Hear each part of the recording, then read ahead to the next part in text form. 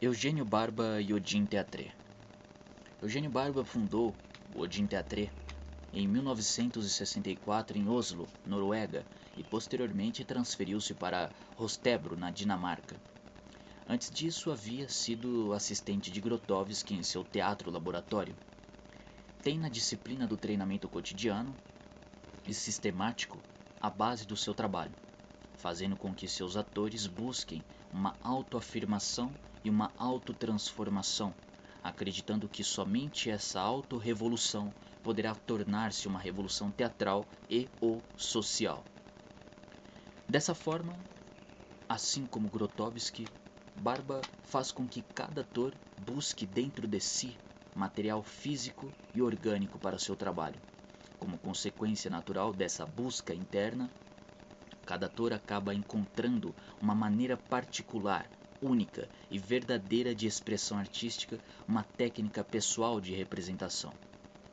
Além de The Crux, o centro de pesquisa do ator na Dinamarca, Nordisk Teaterlaboratorium, mais conhecido pelo nome de núcleo central deste centro laboratorial, o Odin Teatré, chegou a elaborar e codificar não uma, mas várias técnicas pessoais de representação para o ator, a partir de métodos e sistemas de trabalho por eles desenvolvidos. Influenciado pelas experiências do polonês Jerzy Grotowski e pelas técnicas do teatro do sul da Índia, o teatro Kathakali, Eugênio Barba, diretor desse centro, partiu na busca de métodos precisos e objetivos que permitissem a elaboração e codificação de técnicas pessoais e individuais corpóreas de representação para o ator. Um dos pontos interessantes do trabalho de Barba está no fato de, ao mesmo tempo em que se supre uma urgente necessidade do ator, ou seja, preenche a ausência de técnicas corpóreas e vocais de representação para o performer, respeita-se um inegável dado da cultura ocidental, a individualidade. Assim, cada ator elabora sua própria técnica. A partir da observação de conceitos técnicos aplicados e descobertos por seus atores, nesse trabalho de treinamento e tecnificação do corpo e voz, comparando-os com técnicas codificadas orientais e ocidentais, Barba percebe princípios comuns e recorrentes de alguns elementos cênicos. Resolve tentar separar estes princípios e estudá-los, dando origem à antropologia teatral e à INSTA, International School of Theatre Anthropology, onde esporadicamente se reúnem em sessões internacionais estudiosos de teatro e antropologia teatral e principalmente atores e dançarinos ocidentais e orientais, buscando em suas manifestações cênicas princípios recorrentes e comuns.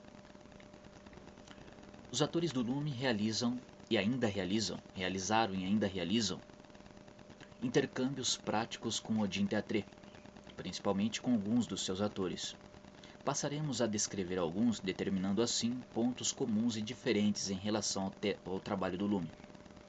Carlos Roberto Simeone, ator, pesquisador e cofundador do Lume, trabalha com um grupo de Iben Nagel Rasmussen no projeto Vindenes Bro, Ponte dos Ventos, desenvolvendo uma pesquisa conjunta há 10 anos. Segundo Carlos Simeone, Iben se utiliza de aspectos mecânicos e formais para a construção de uma cena.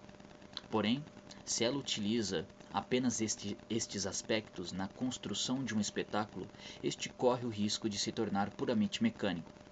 Para que isso não aconteça, Iben contrabalanceia e coloca outro elemento nesta estrutura mecânica. A variação de energia do corpo dos atores, entendendo energia nesse caso como a intensidade de força que o corpo muscular necessita para se deslocar no espaço, a aplicação cênica de diferentes níveis nessa intensidade empregada no tônus muscular gera diferentes densidades na estrutura cênica. Assim sendo, o fator de vida e organicidade na cena é responsabilidade quase única dos próprios atores que de certa forma impedem a mecanização através da manipulação da energia, e da dilatação corpórea, a partir desses trabalhos e exercícios físicos. Convém dizer que os atores pesquisadores do Lume assimilaram no treinamento cotidiano, através de Carlos Roberto Simeone, esses mesmos exercícios propostos por Iben Nagel Rasmussen, e serão objetos de estudo mais tarde. Tanto Iben como Eugênio Barba podemos dizer também, trabalham de uma maneira não interpretativa. A cena e a personagem não são construídos tomando por base o texto, mas através de ações físicas e vocais. Em relação ao trabalho do Lume, o que difere é a maneira como estas ações são coletadas. O trabalho do Odin Teatre, na figura de Eugênio Barba, e consequentemente na figura de Iben, que trabalha com Barba há 30 anos, parte de ações físicas coletadas mecanicamente, através de improvisações, trabalho com bastões, figuras com bastões ou ainda transformação espacial e temporal de ações simples e cotidianas como correr, beber um copo d'água e outras coisas. Como por exemplo, podemos citar um exercício para coleta de ações, proposto por Iben no último espetáculo do seu grupo de trabalho Vindenesbro. O nome do espetáculo em língua dinamarquesa é Linkenvender ou Linkenvendersson que poderia ser traduzido como A sorte, às vezes, te dá as costas. O exercício é denominado verbos ativos. Através de verbos simples, mas que possam possibilitar ações concretas como beber, mastigar, proteger, serrar, morder, lavrar, apenas para citar alguns, Iben pede aos atores que apliquem esses verbos na mecanicidade muscular, utilizando para isso todo o corpo. A utilização do corpo todo sempre implica uma ação maior, além da ação cotidiana e pantomímica que o verbo poderia propor. Posteriormente, Iben cria uma sequência dessas ações e a utiliza na cena, descontextualizando a ação e o verbo do seu caráter semântico. Logicamente, a transformação dessa ação ou sequência mecânica em ação ou sequência orgânica viva é função e trabalho do ator, devendo este encontrar as ligações para que essa ação entre em contato com sua pessoa e suas energias. É por esse motivo que Eugênio Barba coloca que a experiência da ligação entre a dimensão física e a mecânica do trabalho do ator com sua dimensão interior não constitui um ponto de partida, mas um ponto de chegada, sendo esse o objetivo do ator. Iben, assim como Barba, parte do mecânico para o orgânico, dentro de uma concepção não interpretativa de representação. Isso difere fundamentalmente da concepção não interpretativa de construção de cenas e personagens do Lume. Aqui, os atores, a priori, já possuem um vocabulário de ações físicas e vocais orgânicas, nascidas do trabalho cotidiano do treinamento e das linhas de pesquisas do Lume. Cabe ao diretor encontrar as ligações e criar a sequência orgânica para as ações já vivas. Nas pesquisas desenvolvidas no Lume, os atores pesquisadores concluíram, como já citado acima, que a junção entre mecanicidade e organicidade podem constituir um ponto de partida no trabalho do ator através da codificação de matrizes orgânicas nascidas de seu trabalho cotidiano. O trabalho entre Kai Bedroth, também ator do Odin Teatre, e o Lume tem apenas 3 anos. Portanto, a reflexão ainda não pode ser profunda. A ideia inicial foi trabalhar o ator e a cena a partir de músicas coletadas durante a pesquisa de campo na Amazônia, no Brasil Central. Como músico, Kai concebe a cena a partir do ritmo que a própria música propõe. A partir daí, pesquisa o material do ator, arranjando e amoldando a ideia da cena a esse material. Ambos, ator e diretor, ficam abertos para esse rearranjo em função da cena. Nesse segundo encontro, os atores pesquisadores do Lume seguiram, de certa forma, fielmente a concepção de cena de Kai. Em um próximo encontro, a ideia é a de que a concepção seja criada em conjunto. Sabemos que as fontes e os estudos não param por aí. Se por um lado os métodos codificados e sistematizados ocidentais são poucos, por outro lado são muitos os atores e diretores que através da prática ou da teoria buscaram dizer ou ao menos organizar e refletir suas experiências pessoais, tentando encontrar termos para tentar dizer algo quase indizível, que é a arte do ator. Um deles foi Etienne de Croux, considerado o pai da mímica moderna, que se conseguiu o trabalho feito, o grande feito de codificar e sistematizar no curto espaço de uma vida uma técnica de representação para o ator tão rica e complexa que é comparada às técnicas codificadas orientais. Luiz Otávio Bournier, criador do Lume, foi seu discípulo e deu-nos a oportunidade de experimentar em nossos corpos algumas noções básicas desse trabalho. Os princípios são os mesmos, e é possível que sempre o sejam, de uma técnica orgânica e extra-cotidiana, segmentação corpórea, desequilíbrio, impulso, contra-impulso, ação e organicidade. Discutirmos cada um desses atores, ou cientistas do corpo cênico, encontrando princípios comuns e relações com o trabalho desenvolvido. Essas reflexões sobre a relação entre Ibn Nagel, Rasmussen e o Lume, também Kai Bethrod e Lume, foram baseadas e retiradas do relatório científico sobre a pesquisa temática desenvolvida no Lume. Mimesis corpórea, a poesia do cotidiano, Mimel, 1988. Participo como ator e pesquisador tanto na reflexão como na parte prática da pesquisa. Até o presente momento, o conteúdo do relatório ainda não foi publicado, mas encontra-se à disposição na sede do núcleo. Com o trabalho desenvolvido no Lume, seria profundamente instigante. Porém, também seria demasiado longo e nos distanciaríamos do objetivo principal da dissertação. Para citarmos alguns nomes importantes nos estudos da arte do ator, temos ainda Gordon Craig, com seu termo controvertido de supermarionete, Adolphe Appia e seu corpo vivente, Rudolf Laban e o corpo ciel, seu termo para definir a relação estreita entre corpo e alma, Jacques Coupil, que acredita que, para o ator, dar-se é tudo. Os trabalhos sobre o ritmo de Dullin, as investigações de reações introversivas e extroversivas de Delsarte, a síntese de Vatgangov, a busca da unidade interior de Joseph Chaikin e seu grupo, Open Theatre, o impulso da liberdade de Julian Beck e Judith Malina do Liebentheater, o teatro do oprimido de Augusto Boal, Brasil, a dança oculta de Henry Irving, as lições dramáticas de João Caetano, as estátuas de mármore de Antônio Morrocese, o brasileiro Eugênio Cusné, entre aspas, isso somente para citar alguns nomes ligados estreitamente ao teatro, sem contar também com outras áreas de conhecimento que estudaram as manifestações da arte do ator, como a psicologia, a sociologia e a filosofia. Todos eles buscam ou buscaram uma resposta para a pergunta que ainda hoje é feita: o que é a arte do ator? Pergunta com tantas respostas que sempre suscitam mais perguntas. Esquemas semióticos.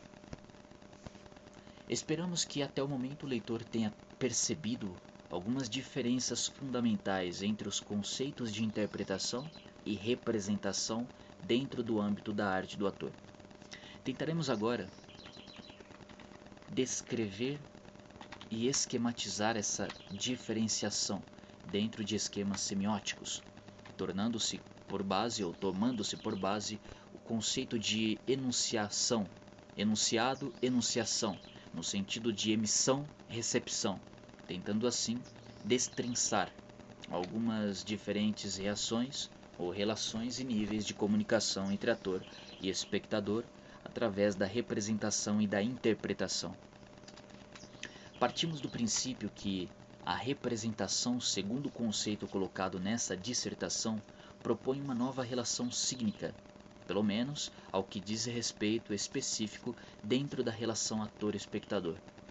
Busquemos em Grotowski e Pavis algumas conceituações. Grotowski, na busca de uma gestualidade orgânica, dentro de uma técnica pessoal de representação, propõe uma elaboração gestual que não seja uma cópia dos significados psicológicos ou de estruturas linguísticas, que, portanto, não seja um signo exterior significante de um significado. O próprio Grotowski coloca que o signo orgânico, e não o signo comum, é a expressão elementar. Para Grotowski, ainda segundo Pavis, ou Pavis, signo orgânico quer dizer exatamente o contrário do signo comum. O signo comum subentende um signo visível e reconhecido. Assim, o ator deve evitar usar uma gestualidade convencional que tem um significado visível de um grupo ou de uma classe, o que seria uma utilização semiótica de um repertório de signos convencionais e estereotipados. Ele deve se esforçar por achar gestos corporais que jamais foram semiotizados. O ator deve buscar sua gestualidade em si mesmo e não se integrar em um sistema pré-existente de signos. Dessa forma, não somente o gesto do ator não é conhecido como expressão de um significado pré-existente ao nível da linguagem, mas ainda a gestualidade se emancipa totalmente do discurso, constituindo-se uma semiótica autônoma. A proposição clássica é aqui inteiramente revista. Foi ministrado pela própria Judith Malina e um dos atores do grupo Olion Troia, signo orgânico e signo comum, signo organique e signo comum. Segundo a tradução do Patrice Pavis, Patrice Pavis, 1985, página 116, citando Grotowski que, de Em Busca de um Teatro Pobre, na tradução em língua portuguesa de Adomar Conrado, 1987, página 15 do mesmo livro, nessas palavras são traduzidas por gesto significativo, signo orgânico, gesto significativo e gesto comum. Preferiu utilizar ou usar a tradução de Pavis por achá-la mais coerente com o assunto em questão. Signo orgânico, signo comum, gesto significativo, gesto comum. Esses gestos são semiotizados, quando formalizados, no corpo, no tempo, no espaço. Talvez seja o que Grotowski chame, comumente, de ação física.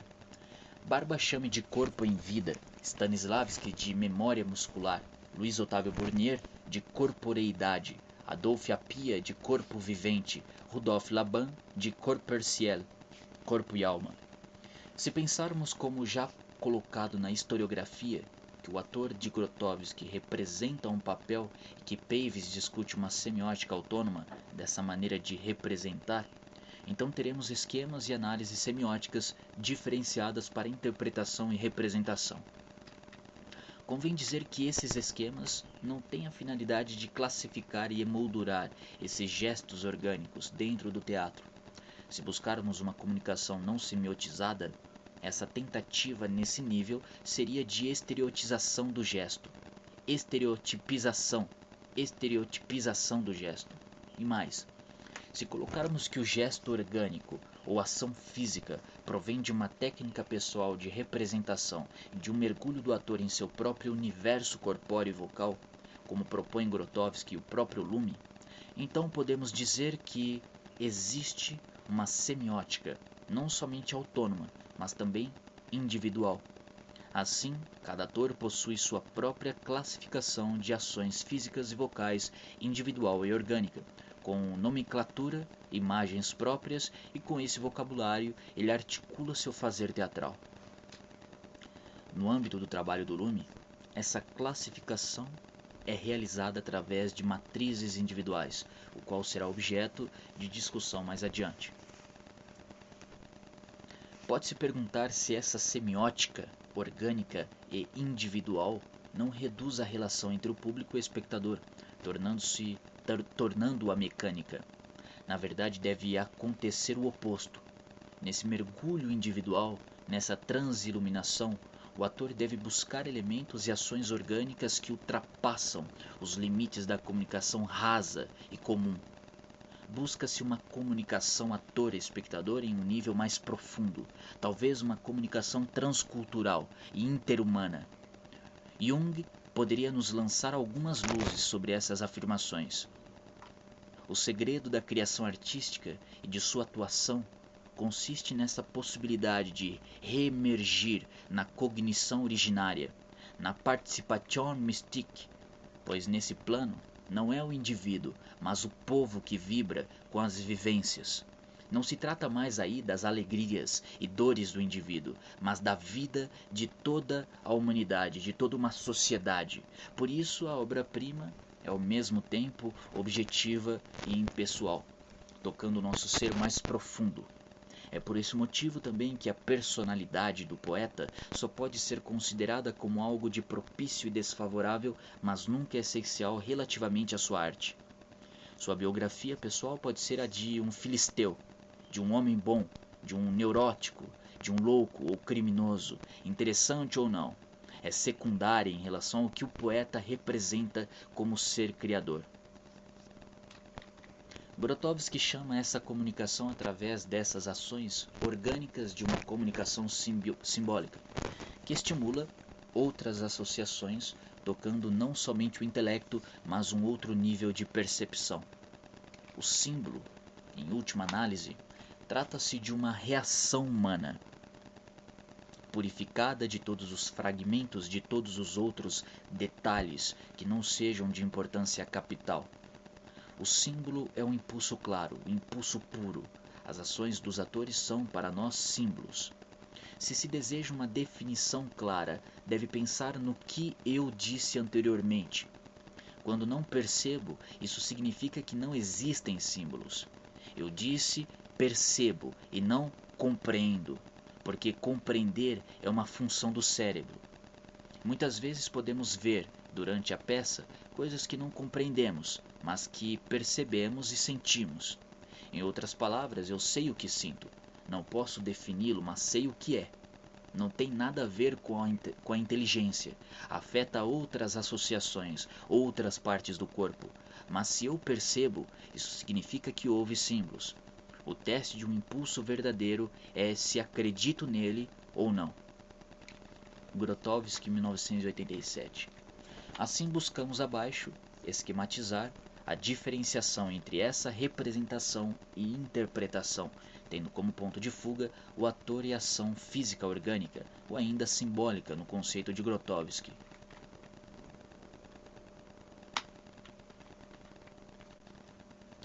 Breve análise dos esquemas. Como podemos observar, temos os mesmos elementos cígnicos que compõem, de uma maneira genérica, o teatro interpretativo e representativo, que vão do diretor ao espectador, passando pelos técnicos, autor, cenografia, luz, sonoplastia, figurino, maquiagem e o próprio ator. O espectador foi subdividido em 4 níveis de recepção: o ser cultural, o ser biológico, o ser afetivo e o ser momento. Numa análise comparativa dos primeiros esquemas, a principal diferença se dá na figura do próprio ator em sua relação com a personagem e o receptor, que no caso é o espectador. No esquema interpretativo, podemos verificar que o ator se coloca em interseção com a personagem. Isso devido a uma relação de identificação psicológica e também porque todas as ações físicas e vocais do ator são caracterizadas pelas informações textuais. A relação direta com o espectador se dá através dessa interseção entre o ator e personagem, caracterizadas pelo texto, gestualidade e voz, que no momento ou no caso são signos expressivos. Entendemos esta gestualidade como uma gestualidade comum e não como orgânica, dentro do contexto citado acima. O ator resume em si 2 níveis de enunciado: o primeiro enquanto personagem e o segundo enquanto ator. O espetáculo visível ao público acontece no primeiro ao 4º nível do enunciado.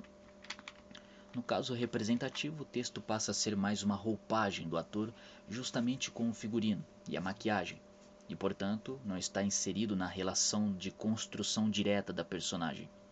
Esse ator resume em si, agora, não somente 2, mas 4 níveis de comunicação já que sua relação com o público dá-se através das ações físicas e vocais orgânicas retiradas de um vocabulário próprio.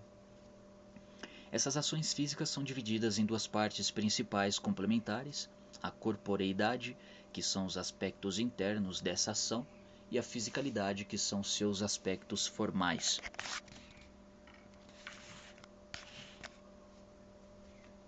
É importante ressaltar que figurino, maquiagem, texto e mesmo a personagem não possuem nenhuma intenção semântica, ao menos em relação às ações físicas. Toda a carga expressiva e semântica está na própria relação à ação física, que passa a ser o texto do ator não interpretativo. A personagem, nesse caso, funciona como uma espécie de filtro de informação, tanto para o público, que verá as ações físicas pessoais do ator serem colocadas dentro de um contexto, no caso de uma personagem, como para o ator, que se utiliza da personagem para revelar sua própria vida. De certa forma, busca-se na arte não interpretativa uma relação direta da ação física do ator com o ser biológico e afetivo do espectador. Esperamos ter colocado alguns pontos que permitam ao leitor ter compreendido algumas diferenças entre os conceitos de interpretação e representação, e também vislumbrado esse diferencial dentro dos apontamentos históricos e semióticos. Antes de adentrarmos especificamente nas propostas do trabalho de Lume, faz-se necessário ainda discorrer sobre alguns conceitos fundamentais para a compreensão dos exercícios e trabalhos propostos pelo núcleo.